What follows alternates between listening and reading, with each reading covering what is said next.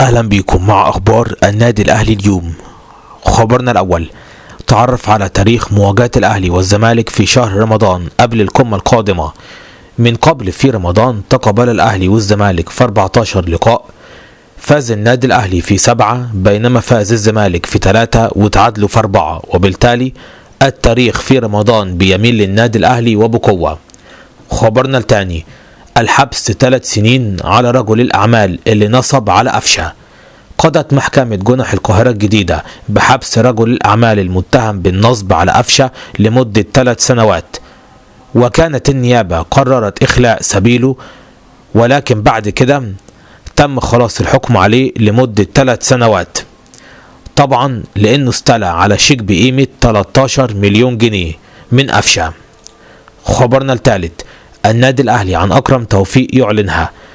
أكرم توفيق صعب يجدد لهذا السبب. أكد النادي الأهلي على أن أكرم توفيق صعب خلاص إنه يجدد عقده، لأن اللاعب مرتبط دلوقتي بنادي الشمال، وأكرم توفيق مرتبط بأسرته في قطر وبالفلوس الكتيرة اللي عاوز ياخدها من الدوري القطري ومن نادي الشمال، فبالتالي صعب جدا إن أكرم توفيق يرجع تاني ويجدد عقده مع النادي الأهلي.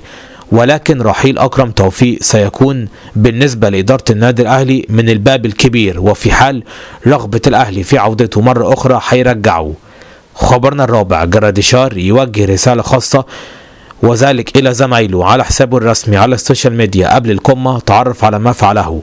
نشر جراديشار صور له من احتفاله بهدفه في مباراة النادي الأهلي الأخيرة، وعلق على الصور وكتب: الأهداف بتكسبك ماتشات، لكن العمل الجماعي بيكسبك بطولات.